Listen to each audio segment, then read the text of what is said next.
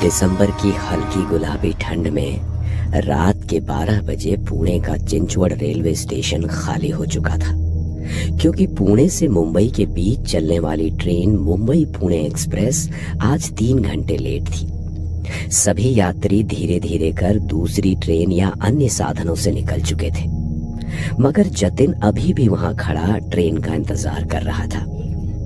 लगता है इस रेलवे स्टेशन पर अब मैं अकेला ही बचा हूँ, मगर अब दिन भर की भाग दौड़ के बाद कहीं और जाने की हिम्मत नहीं है। जैसी ट्रेन आएगी उसी से मुंबई चला जाऊंगा। खुद से बातें करते हुए जतिन प्लेटफॉर्म पर इधर उधर देख रहा था। फुट ओवर ब्रिज की सीढ़ियों के नीचे कुछ भिखारी सो रहे थे। तभी एक भिखारी उसके पास आया और बोला, इस वक्त तुम यहाँ क्या कर रहे हो? यहाँ अभी कोई ट्रेन नहीं आने वाली है। मुंबई पुणे एक्सप्रेस आने वाली है, वो जो 3 घंटे लेट है। अच्छा, वो ट्रेन रात के वक्त उस ट्रेन में सफर करोगे? अपना ध्यान रखना, किसी अनजान से बात मत करना। उसकी रहस्यमयी बातें जतीन को कुछ अजीब लग रही थी। वो सम्मोहित सा उस भिखारी को देख रहा था। उसे होश ही नहीं था कि ट्रेन आ चुकी थी। वो उससे कुछ बोल पाता उसके पहले ही ट्रेन चलने का सिग्नल हो गया। हॉर्न देती हुई ट्रेन ने गति पकड़ ली थी। जतिन उस स्टेशन से ट्रेन में चढ़ने वाला अकेला यात्री था और उसकी आंखों के आगे वो ट्रेन निकल जाती उससे पहले ही ट्रेन के आखिरी कोच में जैसे तैसे वो चढ़ गया। उसने दरवाजे से भिखारी की तरफ देखा तो वो भिखारी अभी भी रहस्यमय तरीके से मुस्कुरा रहा था। अचानक हुई इस भाग दौड़ से जतिन की सांस फूलने लगी थी। वहीं दरवाजे के पास खड़े खड़े उसने खुद को रिलैक्स किया और फिर खाली सीट पर जाकर बैठ गया। आंखें बंद करके वो कुछ सोच रहा था। खिड़की से बाहर की ठंडी हवा उसकी रूह को सुकून दे रही थी। तभी उसे एहसास हुआ कि कोई उसके करीब तेजी से सांसें ले रहा है। उसने आंखें खोलकर देखा तो उसके पास कोई नहीं था। यहाँ तक कि पूरा कंपार्टमेंट खाली था। पुणे मुंबई चलने वाली ट्रेन में कभी पैर रखने की भी जगह नहीं होती। उसका खाली कंपार्टमेंट जतीन के मन में बेचैनी पैदा कर रहा था।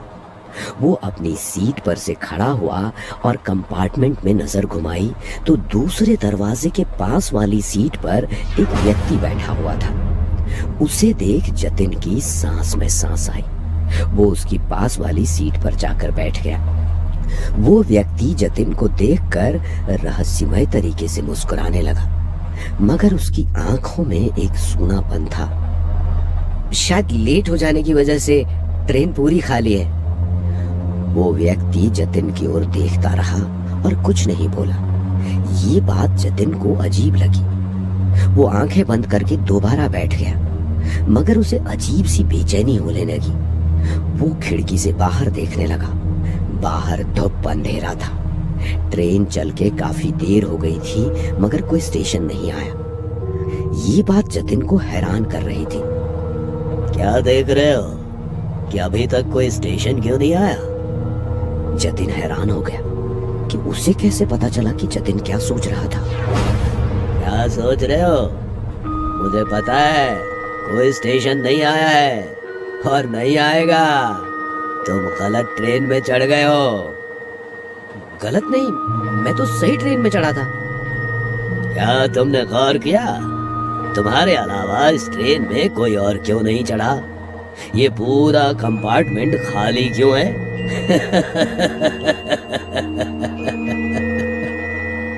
जतिन को अब उसकी बात पर यकीन हो रहा था।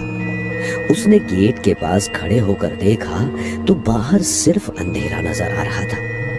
दूसरे कंपार्टमेंट में जाने के लिए कोई रास्ता नहीं था। वो वापस अपने जगह पर आकर बैठा और उसने नजर उठाकर देखा तो उसके सामने बैठे हुए इंसान के सर से खून बह रहा था। उसका सर उछला हुआ और आंखें निकली हुई थी। ये देख जतिन डर गया और उससे दूर भागने लगा। वो व्यक्ति उसके करीब आ रहा था। जतिन डरते हुए दरवाजे के एक कोने में खड़ा हो गया। उसकी आंखें बंद थीं। तभी उसे अपने कंधे पर किसी के हाथ का एहसास हुआ। उसने आंखें खोली तो सामने वही व्यक्ति नॉर्मल तरीके से खड़ा था। क्या हुआ? इस तरह क्यों चीख रहे थे? कोई दिक्कत है? वो अभी अभी मैंने, अरे आपका चेहरा तो ठीक है, अभी तो खून बह रहा था। अरे वो खून, वो तो बरसों पहले मुझे चोट लगी थी, उसके कारण तुम्हें नजर आया होगा। बरसों पहले की चोट का खून अब? हाँ, करीब 20 साल पहले इसी ट्रेन से सफर कर रहा था मैं। उस दिन भी ये ट्रेन लेट हो गई थी। प्लेटफॉर्म पर मेरे साथ 1-2 पैसेंजर ही थे। मैं ट्रेन में चढ़ा तो मेरे पीछे कुछ शराबी भी चढ़ गए।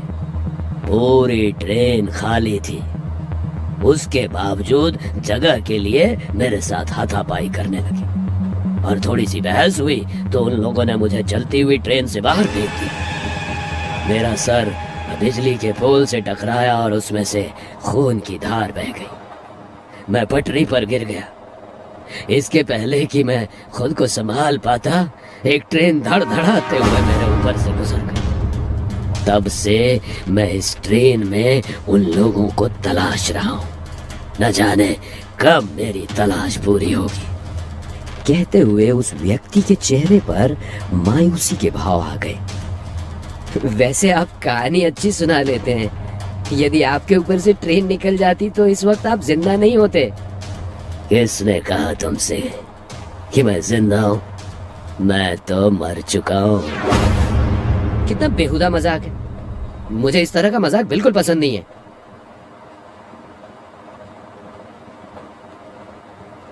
कहते हुए जतिन खिड़की के बाहर देखते हुए अगले स्टेशन के आने का इंतजार करने लगा, मगर ट्रेन किसी स्टेशन पर रुक ही नहीं रही थी। तुम इंतजार करते रहोगे लेकिन ये ट्रेन नहीं रुकेगी। कहते हुए उस व्यक्ति का हुलिया बदलने लगा। कुछ देर पहले जतिन को वो जिस रूप में नजर आया था वैसे ही भयानक रूप में उसके सामने था। डरते हुए जतिन ने चेन खींचकर ट्रेन को रोकने की कोशिश की, मगर जैसे ही उसने चेन खींची ट्रेन की स्पीड और बढ़ी।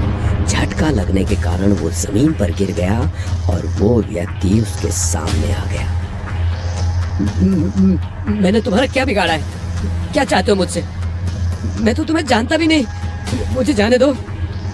कहते हुए जतिन उससे दया की भीख मांगने लगा, मगर वो व्यक्ति उसे और डराने लगा। उसके सर से बहने वाला खून जतिन के ऊपर गिर रहा था। डर के कारण जतिन की हालत खराब होने लगी। तभी अचानक वो व्यक्ति पीछे हट गया। जतिन ने राहत की सांस ली। क्या तुम सच में मेरी मदद कर सकते हो? मुझे छोड़ दो, मैं आपके लिए कुछ भी करने को तैयार हूँ। जतिन ने कह तो दिया था, मगर डर के कारण उसकी हालत खराब थी। वो जिंदा लाश की तरह आंखें फाड़े उसे देख रहा था। मुझे मुक्ति चाहिए, बोलो, दिला सकते हो मुझे मुक्ति? मुक्ति? मगर मैं आपको कैसे मुक्ति दिला सकता हूँ? जतिन का दिल तेजी से धड़क रहा था। उसकी धुंधली समझ में ये बात साफ हो चुकी थी कि वो किसी सामान्य स्थिति में नहीं था। ट्रेन, वो व्यक्ति और पूरी रात सब कुछ एक बुरे सपने जैसा लग रहा था, जिससे वो जाग नहीं पा रहा था। उसकी आंखों में डर और उलझन थी, मगर उसके सामने खड़ा शख्स उसे जाने ही नहीं दे रहा था। मैं आपको मुक्ति कैसे दिला सकता हूँ? वो व्यक्ति अब गंभीर हो चुका था। उसकी आंखों में अब वो सूनापन नहीं था। उसने धीरे से कहा, ये ट्रेन उस रात से अब तक चल रही है। हर बार एक नया यात्री चढ़ता है और फिर उसी की तरह भाग्य को जीता है। जतिन पूरी तरह स्तब्ध था। उसकी सांसें थम गईं। उसके दिमाग में सवाल उठने लगे, कहीं वो भी तो इस ट्रेन में हमेशा के लिए फंसने वाला नहीं। तुम मुझे मुक्ति दिला सकते हो अगर तुम इस ट्रेन की गुत्थी सुलझा सको। मुझे इस ट्रेन से कोई बाहर निकाल सकता है तो वो तुम हो। तुम वही आखिरी यात्री हो जो यहाँ से बाहर जा सकता है, लेकिन इसकी एक कीमत है। क्या कीमत? व्यक्ति ने जतिन की आंखों में गहरी नजर डाली और धीरे से बोला, तुम्हें अपनी जगह मेरे लिए छोड़नी होगी। अगर तुम इस ट्रेन से बचना चाहते हो तो तुम्हें उस यात्री का रोल निभाना होगा जो हर बार मरता है। तुम्हारी मुक्ति उसी में है, लेकिन तुम्हारा सफर यही खत्म होगा। जतिन की आंखों में डर साफ दिखाई देने लगा। उसकी समझ में नहीं आ रहा था कि वो क्या करे। बाहर कोई स्टेशन नहीं था और ट्रेन रुकने का नाम ही नहीं ले रही थी। व्यक्ति की बातों में छिपे रहस्य ने उसकी हालत और खराब कर दी थी। अब वक्त कम है, चुन लो। या तो तुम मुझे मुक्त करोगे और खुद इस ट्रेन का हिस्सा बन जाओगे, या फिर अगली मंजिल तक तुम्हारी कहानी भी खत्म हो जाएगी। जतिन के सामने अब केवल दो विकल्प थे। या तो वो खुद को इस ट्रेन का हिस्सा बना ले और उस आदमी को मुक्त कर दे, या खुद ही हमेशा के लिए इस ट्रेन का एक भूत बन जाए। जतिन ने हिम्मत जुटाई और एक बार आखिरी बार खिड़की के बाहर देखा, लेकिन अब वहां केवल घना अंधकार था और ट्रेन की गड़गड़ाहट उसके दिल के धड़कनों के साथ एक हो गई थी। उसका दिमाग ठंडा हो गया था और वो धीरे धीरे उस अजनबी की ओर बढ़ा। ठीक है, मैं तुम्हें मुक्त करूंगा। जैसे ही जतिन ने ये शब्द कहे, ट्रेन अचानक रुक गई। घबराहट के बावजूद जतिन ने महसूस किया कि पूरा कंपार्टमेंट एक ठंडी हवा से भर गया था। वो व्यक्ति मुस्कुराया और धीरे धीरे हवा में घुलने लगा। अब तुम इस ट्रेन के नए यात्री हो। मुक्ति तुम्हारी भी आएगी जब कोई और इस ट्रेन में चढ़ेगा। जतिन अकेला खड़ा रह गया। ट्रेन के दरवाजे खुल चुके थे, मगर अब वो जानता था कि वो यहाँ से कभी नहीं निकल पाएगा। अगले स्टेशन पे कोई नया यात्री उसका इंतजार कर रहा था और एक दिन शायद कोई और उसकी मुक्ति की कीमत चुकाएगा।